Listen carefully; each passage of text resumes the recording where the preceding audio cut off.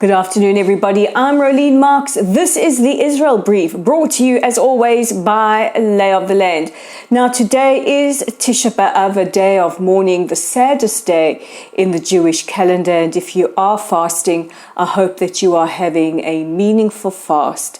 But let's take a look at those top stories as we do every Monday to Thursday before we head into the weekend. And fallout continues after the passing of the reasonableness law earlier this week.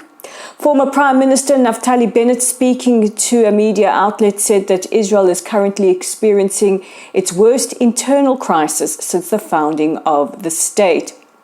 Meanwhile, an official from the health ministry appealed to doctors not to leave the country. Some doctors have said that they fear the future of medicine and perhaps need to look to leaving the state of Israel.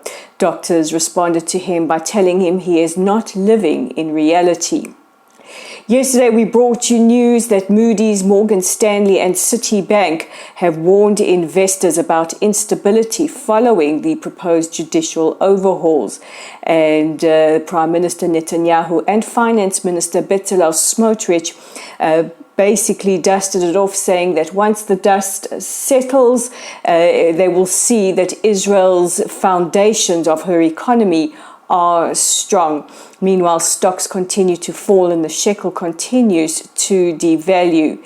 The CEO of the Bursa, that's the Tel Aviv Stock Exchange, warned the government, saying, don't dismiss the warnings by Moody's. They are extremely serious.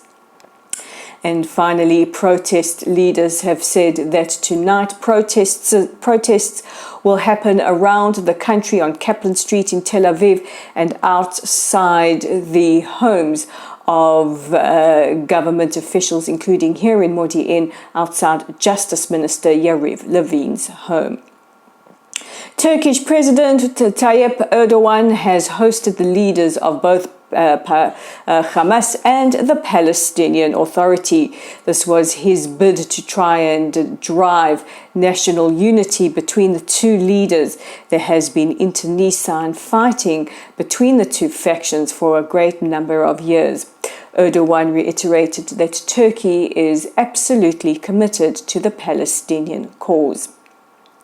Meanwhile, on the subject of Hamas, they claim to have launched a rocket from the West Bank city of Jenin earlier today. They say this is in response to Itamar Ben-Gvir, the National Security Minister's ascension of the Temple Mount earlier today.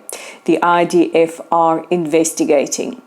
And finally, it is Tisha B'Av, the day of mourning in the Jewish calendar, where we remember the destruction of our two temples, as well as all the hurtful, hateful and destructive periods throughout our history.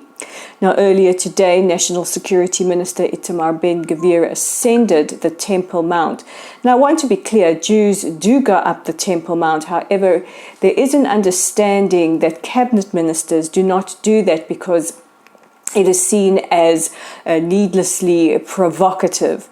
Needless to say, Itamar Ben-Gvir drew criticisms and condemnation from both Jordan and from the U.S. Embassy in Jerusalem, who said that any unnecessary provocations and rhetoric that disturb the status quo are unacceptable. Thousands gathered at the site of the Kotel, that's the remains of the temple, the holiest place in Judaism, and really moving and beautiful scenes as people wrap their arms around each other in prayer. And Tisha B'Av is a great opportunity to talk about what we are feeling in Israel at the moment. There is a lot of division. Yesterday I brought you the story that at least 50% of Israelis fear that we are headed to a civil war.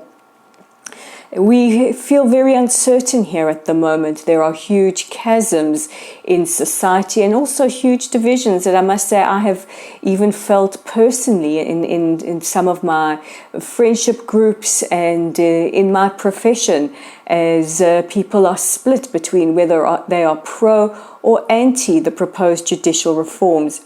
As a journalist, I have been subjected to some horrible abuse, including being called a traitor and seditionist just for covering what is one of the most important stories in Israel's history. And so this day offers us time to reflect.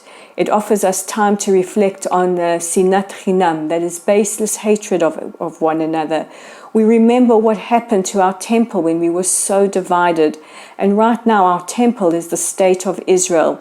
And we need to do everything we can to preserve that important unity.